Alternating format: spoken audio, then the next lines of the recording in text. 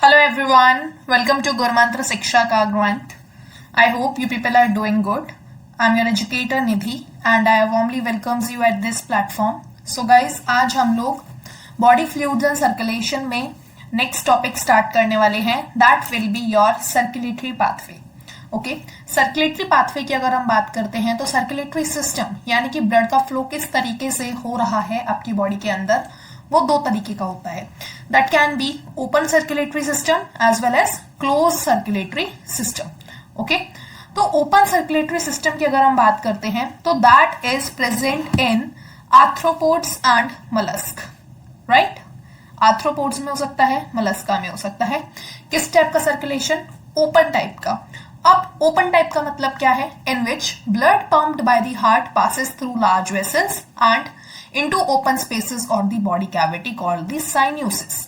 Right, जबकि अगर हम क्लोज सर्कुलेटरी सिस्टम की बात करते हैं तो क्लोज सर्कुलेटरी सिस्टम के अंदर आपके पास नेटवर्क ऑफ ब्लड वेसल्स का यूज होगा and that can be found in annelids as well as chordates. Right, chordates मतलब हमारे अंदर मैमल्स के अंदर भी क्लोज सर्कुलेटरी सिस्टम पाया जाता है. ठीक है, क्वेश्चन बनने के चांसेस यहां से काफी ज्यादा रहते हैं. आपको मैच करने के लिए बोल दिया जा सकता है कि ओपन सर्कुलेटरी सिस्टम कहां प्रेजेंट है? आर्थ्रोपोड एंड मलस्का में, जबकि close circulatory system can be found in annelids as well as in all the chordates. Right, इसके अलावा हम बात करते हैं कुछ इंपॉर्टेंट स्टेटमेंट्स आपकी बुक के अंदर दे रखे हैं कि फिशेस के पास 2 चैम्बर हार्ट होता है जिसमें एक एट्रियम और एक वेंट्रिकल होते हैं. Amphibians and reptiles except crocodiles have 3 chamber heart. Now question पूछा जा सकता है कि बताइए क्रोकोडाइल के पास कितने चैम्बर वाला हार्ट होता है? तो क्रोकोडाइल के पास 4 चैम्बर हार्ट होता है. ठीक है, within 2 atria and a single ventricle, whereas crocodile, birds and mammals they possess a 4 chambered heart. ठीक है, यहाँ पे स्टेटमेंट दे दिया क्रोकोडाइल्स, बर्ड्स और मैमल के पास 4 चैम्बर हार्ट होता है. 4 चैम्बर के अंदर 2 एट्रिया होते हैं एज वेल एज 2 वेंट्रिकल होते हैं. In fishes heart pumped out deoxygenated blood which is oxygenated by gills. ठीक है, एम्फीबियंस रेप्टाइल की बात करते हैं तो इनके पास लेफ्ट एट्रियम जो होता है वो ऑक्सीजनेटेड ब्लड लेता है from the gills, lungs, skin and right atrium gets deoxygenated blood from the other body parts. Okay, इसके अंदर अगर हम बात करते हैं बर्ड्स और मैमल्स के अंदर एक इंपॉर्टेंट सर्कुलेशन देखने को पाई जाती है जिसे आप बोलते हो डबल सर्कुलेशन. ओके, अब हम बात करने वाले हैं about human circulatory system. Human circulatory system के अंदर अगर आप बात करते हो तो इसे आप ब्लड वेस्क्यूलर सिस्टम भी बोलते हो. ठीक है, consist of a muscular chambered heart. So basically human circulatory system के अंदर आप लोग बात करने वाले हो about heart. Okay, so heart की अगर हम बात करते हैं तो heart is a mesodermally derived organ. Mesodermally derive organ है हार्ट हमारा. कहां प्रेजेंट होता है? Situated in a thoracic cavity between 2 lungs.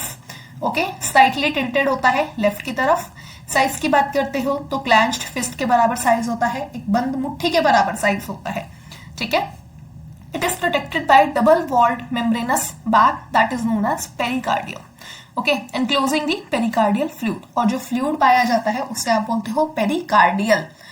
Our heart has 4 chambers. अभी आपने देखा 4 chambered heart होता है किसके केस में? Crocodile as well as chordates. Right, chordates I can say mammals के अंदर आपके पास 4 चैम्बर हार्ट होता है जिसमें 2 एट्रिया होते हैं एज वेल एज 2 वेंट्रिकल होते हैं. राइट, देखो मान लो अगर हम एक रफ डायग्राम बनाते हैं तो हमारे पास इस तरीके से, ठीक है, देखने को मिल रहे हैं क्या क्या? 2 atria as well as 2 ventricles. Right, so 2 relatively small upper chambers called the atria. 2 small atria देखने को मिलते हैं एंड नीचे वाले 2 लोअर चैम्बर्स जिन्हें हम बोलते हैं वेंट्रिकल्स देखने को मिलते हैं ह्यूमन हार्ट के अंदर. A thin muscular wall called the inter atrial septum. एक थिन मस्कुलर वॉल देखने को पाई जाती है जिसे आप बोलते हो इंटर एट्रियल सेप्टम. अब देखो नाम से ही आपको पता चल रहा है इंटर एट्रियल सेप्टम मतलब कि 2 एट्रियम के बीच में एक मस्कुलर वॉल पाई जा रही है जिसे आप बोल रहे हो इंटर एट्रियल सेप्टम, जो 2 एट्रिया को डिफ्रेंशिएट कर रही है, डिवाइड कर रही है, सेपरेट कर रही है, separate the right and left atria. Whereas a thick walled the interventricular septum separates the left and right ventricles. यहाँ पे वेंट्रिकल्स के बीच में एक थिक लेयर पाई जा रही है, थिक वॉल पाई जा रही है, जिसे आप बोल रहे हो इंटरवेंट्रिकुलर सेप्टम, जो कि लेफ्ट और राइट वेंट्रिकल को सेपरेट कर रही है। The atrium and ventricle of the same side are also separated by a thick fibrous tissue called the atrioventricular septum। अब एक साइड के एट्रियम और वेंट्रिकल को यहाँ पे सेपरेट करने वाली एक और वॉल है, जिसे आप क्या नाम दे रहे हो, जिसे आप नाम दे रहे हो एट्रियोवेंट्रिकुलर सेप्टम, राइट। तो आपने तीन चीजें देख ली। आपने देख लिया, एक तो क्या क्या देख लिया आपने, इंटरवेंट्रिकुलर सेप्टम देख लिया जो कि दो वेंट्रिकल्स को सेपरेट कर रहा है। इंटर एट्रियल सेप्टम देख लिया जो दो एट्रिया को सेपरेट कर रहा है। एज वेल एज आपने एट्रियोवेंट्रिकुलर सेप्टम देख लिया जो कि एक एट्रिया और वेंट्रिकल्स को सेपरेट कर रहा है, राइट। इसके अलावा each of these septa are provided with an opening through which two chambers of the same side are connected. The opening between right atrium and right ventricle is guarded by a valve formed of three muscular flaps or the cusp, that is known as tricuspid valve. This is very important. Right atrium और right ventricle के पास एक valve होता है, muscular flap like structure होता है, जिसे आप बोलते हो ट्राइकस्पिड वॉल्व, ठीक है। वेयर एज अ बाइकस्पिड और mitral valve guards the opening between left atrium as well as left ventricle, ठीक है। तो राइट एट्रियम और राइट वेंट्रिकल के पास कौन सा वॉल्व है, ट्राइकस्पिड वॉल्व, जबकि लेफ्ट एट्रियम और लेफ्ट वेंट्रिकल के पास कौन सा वॉल्व है, दैट इज योर बाइकस्पिड और दी mitral valve, right.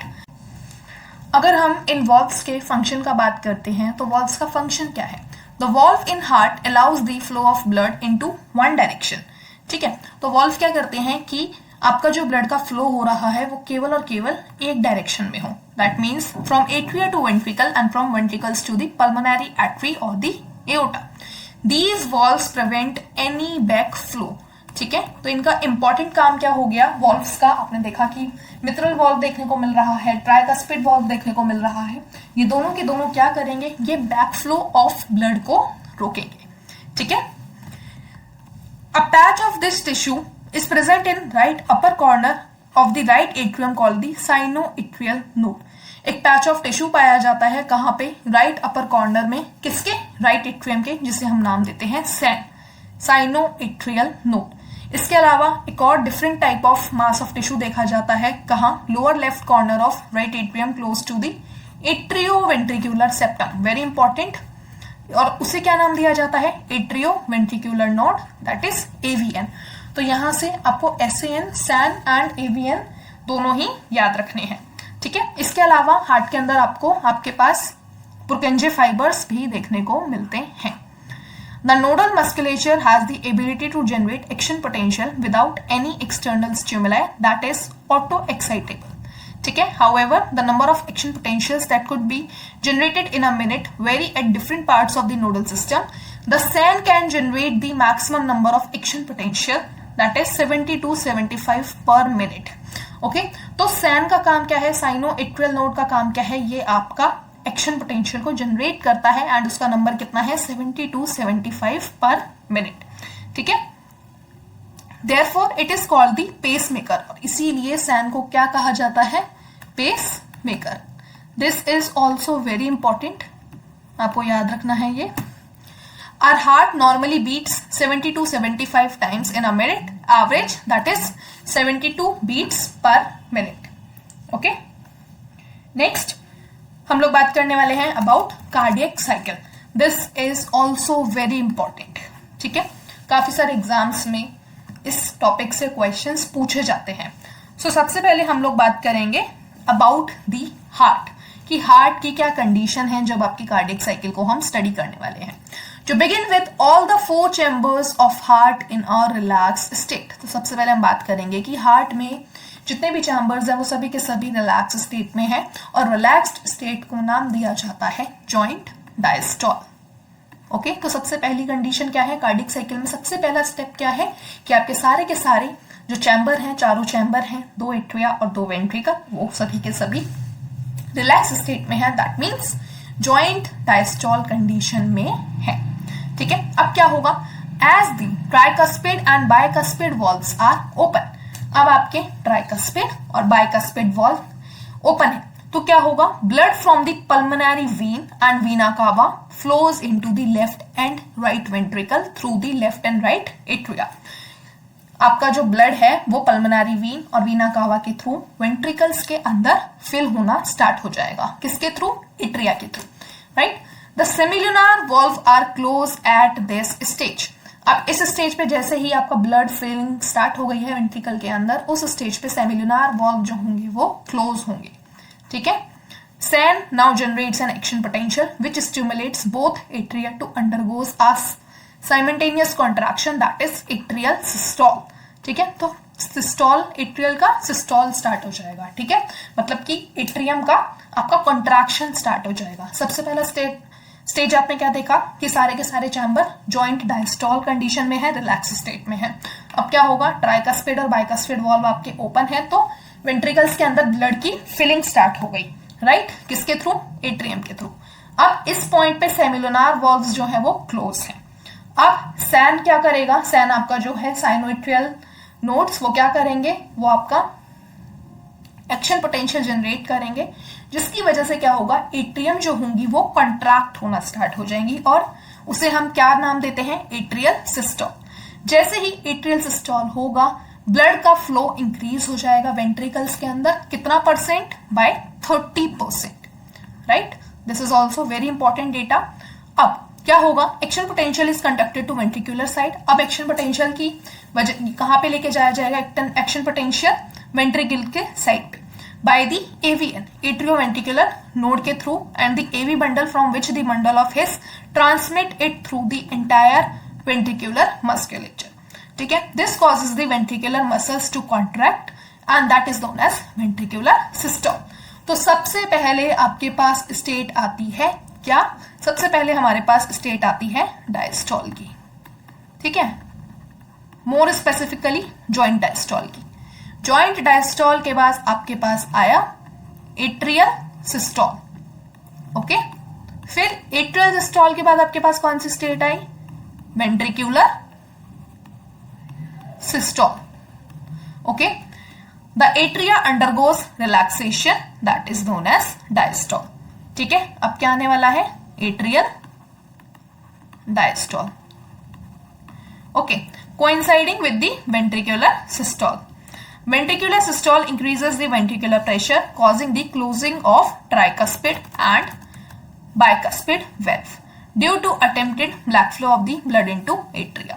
As the ventricular pressure increases, जैसे जैसे ventricles का pressure increase करता जाएगा, further the semilunar valve guarding the pulmonary artery, that is on the right side, and aorta जो है आपका वो left side पे है, वो forcefully open हो जाएंगे। ठीक है, इससे क्या होगा, द वेंट्रिकल्स नाउ रिलैक्स। अब क्या होगा, वेंट्रिकुलर डायस्टोल आ जाएगा। इस सिचुएशन के बाद आपके पास एट्रियल डायस्टोल, अब वेंट्रिकुलर डायस्टोल की कंडीशन आ गई। Okay, and ventricular pressure falls causing the closure of semilunar valve.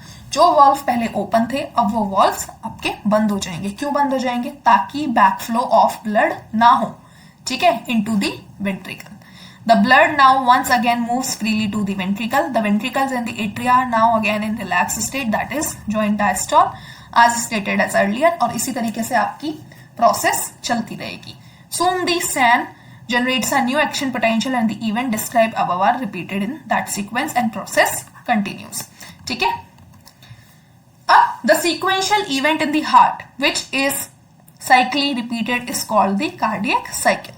ठीक है, और ये जो साइकिल अभी अभी हमने देखी, ये इवेंट्स कंटिन्यू फ्लो करते रहते हैं, साइकिली चलते रहते हैं, और इसे हम नाम दे देते हैं कार्डियक साइकिल। ठीक है, इसके अंदर systole diastole of atria and ventricle चलता रहता है। हार्ट बीट कितना होता है, 72 times per minute, that is how many cardiac cycles are performed per minute. From this it could be deducted that the duration of cardiac cycle is 0.8 second. This is very important, cardiac cycle की duration क्या होती है, cardiac cycle, duration of cardiac cycle that is 0.8 seconds. ठीक है, during a cardiac cycle each ventricle pumps out approximately 70 ml of blood. This is also very important. The stroke volume, और इसे आप क्या नाम दे देते हो, स्ट्रोक वॉल्यूम. ठीक है, stroke volume multiplied by the number of beats per minute gives the cardiac output. Cardiac output भी आपसे पूछा जाता है काफी सारे एग्जाम्स के अंदर कि कार्डियक आउटपुट कैलकुलेट करने का फॉर्मूला क्या है. तो दैट इज स्ट्रोक वॉल्यूम, जो कि आपकी है 70 ml. Stroke volume into number of heart beats. Number of heart beats कितनी हो गई आपके पास, 72 टू 75. ऑन एन एवरेज आप लोग 72 ले सकते हो, राइट. तो इसको जब आप मल्टीप्लाई करोगे 70 इंटू अराउंड 72, तो you will get around 5000 ml और 5 litre in a healthy individual. ठीक है, तो therefore the cardiac output can be defined as the volume of blood pumped by each ventricle per minute and average 5000 ml of 5 liter in a healthy individual, right. The blood has the ability to alter the stroke volume as well as the heart rate and therefore the cardiac output. Okay, next हम बात करते हैं about ECG. आपने देखा होगा जब भी आप कोई मूवी देखते हो, टीवी देखते हो, तो वहां पे एक मशीन आपको देखने को मिलती है जो कि इस तरीके से साउंड करती है, पिप पिप पिप पिप, एंड लास्ट में पी करके आपको आवाज सुनाई देती है. ठीक है, इसका क्या मतलब होता है कि जब आपको लास्ट में आवाज सुनाई देती है पी करके, दैट इज पेशेंट जो है वो कार्डियक अरेस्ट की ओर बढ़ रहा है. This type of machine that is known as electrocardiograph is used to obtain an electrocardiogram. This is also very important. बच्चे यहीं पे कंफ्यूज हो जाते हैं कि इलेक्ट्रोकार्डियोग्राफ क्या है एंड इलेक्ट्रोकार्डियोग्राम क्या है. तो machine is electrocardiograph, that is your ECG, और जो आप ग्राफ लेते हो that is your electrocardiogram. Okay, ECG is a graphical representation of the electrical activity of the heart during the cardiac cycle.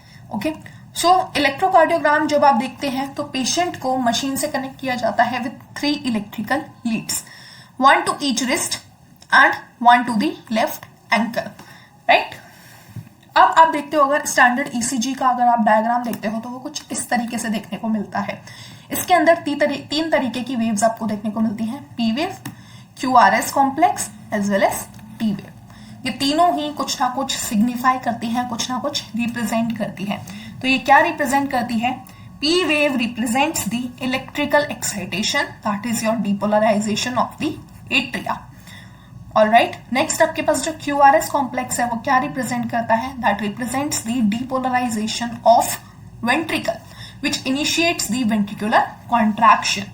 Okay, the contraction starts shortly after Q and marks the beginning of systole. T wave क्या represent करता है, T wave आपका represent करता है repolarization. Okay, and T wave marks the end of systole. Okay, next अगर हम बात करते हैं तो next we have double circulation. Right, the blood flows strictly to by a fixed route through the blood vessels, arteries and veins. Basically each artery and vein consist of 3 layer. Her artery और when के अंदर 3 layer देखने को मिलती है आपको. Tunica intima आपके पास है, ठीक है. Inner lining of squamous endothelium, that is tunica intima. A middle layer of smooth muscles elastic fibers, that is tunica media. And number 3, that is your external layer of fibrous connective tissue or the collagen fibers, that is tunica externa. ठीक है, 3 layer देखने को मिल रही है, tunica intima, tunica media as well as tunica externa. Okay, as mentioned earlier, the blood pumped by the right ventricle enters into the pulmonary artery where the left ventricle pumps blood into the aorta. ठीक है, deoxygenated blood pumped into the pulmonary arteries pass to the lungs. lungs पे क्यों पहुंचाया जाता है, ताकि वहां पे oxygenated blood कैरी कर सके हम लोग. ठीक है, और oxygenated blood is carried by the pulmonary veins into the left atrium. Okay, the pathway constitutes the pulmonary circulation. तो यहाँ पे आपके पास डबल सर्कुलेशन के अंदर एक तो आपको देखने को मिल रहा है pulmonary circulation, right. Pulmonary circulation के अंदर क्या हो रहा है, जो डीऑक्सीजनेटेड ब्लड है वो into the pulmonary arteries passed on to the lungs. ठीक है, डीऑक्सीजनेटेड ब्लड को लंग्स तक पहुंचाया जा रहा है, from where oxygenated blood is carried by the pulmonary veins into the left atrium, right. The oxygenated blood entering the aorta is carried by a network of arteries, arterioles or the capillaries to the tissue, from where the deoxygenated blood is collected by a system of venules, vena or vena cava, and emptied into the right atrium, and this is known as systemic circulation. तो इससे आप क्या conclude कर सकते हो कि आपके पास जो डबल सर्कुलेशन है उसके अंदर आपको दो टाइप की सर्कुलेशन देखने को मिल रही है। Number 1 pulmonary circulation and number 2 systemic circulation. Okay, pulmonary circulation क्या है और सिस्टमिक सर्कुलेशन क्या है ये आपने देख लिया। ओके, इसके अलावा आपको हेपेटिक पोर्टल सिस्टम भी देखने को मिलता है, राइट। नेक्स्ट हम बात करते हैं रेगुलेशन ऑफ कार्डियक साइकिल। अगर हम रेगुलेशन की बात करते हैं तो special neural centre in the medulla oblongata can moderate the cardiac function through the ANS। ANS what? ANS is autonomic nervous system. तो अभी के लिए आपको क्या याद रखना है, ANS क्या है, PNS क्या है, ये आप आने वाले चैप्टर के अंदर पढ़ लेंगे। तो अभी के लिए आपको ये याद रखना है कि एक स्पेशल न्यूरल सेंटर प्रेजेंट है ब्रेन के किस पार्ट में, मेड्यूला ओब्लोंगेटा के अंदर, ठीक है। Neural signals through the sympathetic nerve parts of ANS can increase the rate of heartbeat. Okay. Next हम बात करते हैं about disorders of circulatory system. सबसे पहले we have high blood pressure that is also known as hypertension. So hypertension की अगर हम बात करें तो blood pressure that is higher than 120/18. Okay. Next अगर हम बात करते हैं तो we have coronary artery disease that is CAD और जिसे आप आर्थेरोस्क्लेरोसिस के नाम से भी जानते हैं। इसके अंदर क्या होता है कि जो ये आपका इफेक्ट करता है वेसल्स को जो आपकी ब्लड की सप्लाई को कर रहे हैं, ठीक है। किस वजह से होता है? Due to the deposition of calcium, cholesterol and the fibrous tissue which makes the lumen of arteries narrower. Arteries की ल्यूमेन को नैरो बना देते हैं। Next we have angina pectoris जिसे आप एक्यूट चेस्ट पेन के नाम से भी जानते हैं। ओके, इसके अंदर क्या होता है, जब no enough oxygen is reached by reaching the heart muscle, ठीक है।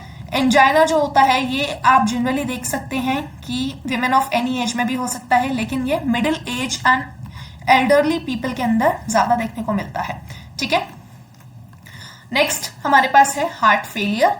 हार्ट फेलियर को आप किस तरीके से पहचान सकते हैं? जब आपका जो हार्ट है वो अच्छी तरीके से पंपिंग नहीं कर रहा है, ठीक है।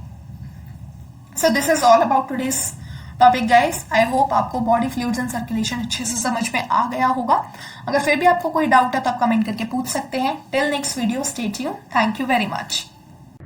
So guys, those who are new, I am one of the educator on Unacademy also. Unacademy India का लार्जेस्ट लर्निंग प्लेटफॉर्म है। आप वहाँ पर मुझे नेहा तनीजा नाम से फॉलो कर सकते हैं। वहाँ पर आपको complete unit 1 to 13 syllabus complete करने को मिलेगा after taking the subscription. After taking the plus और आइकॉनिक सब्सक्रिप्शन आप वहाँ पर ले सकते हैं, जिसमें आपका कंप्लीट सिलेबस कवर होता है along with doubt sessions. PDF formats में आपको नोट्स मिलते हैं, test series is there, recorded sessions will be there and again aptitude part will also be considered. India के टॉप एजुकेटर्स आपको वहाँ पढ़ाते हैं। Again most of the important units मैं भी कम्प्लीटली वहाँ पर कवर कराती हूँ, specifically for CSI, UGC net and other life sciences exam also. तो आप वहाँ मुझे ज्वाइन कर सकते हैं। अगर आपको कोई भी क्वेरी है तो आप मुझे डायरेक्टली मेल भी कर सकते हैं in case if you have any sort of query. And अगर आपको सारी नॉलेज है तो आप डायरेक्ट सब्सक्रिप्शन ले सकते हैं using my referral code that is simply Neha NEHA to get 10% discount on total fees, चाहे वो प्लस सब्सक्रिप्शन हो चाहे वो आइकॉनिक सब्सक्रिप्शन हो। कोई और क्वेरी है तो आप मुझे डायरेक्टली मेल भी कर सकते हैं।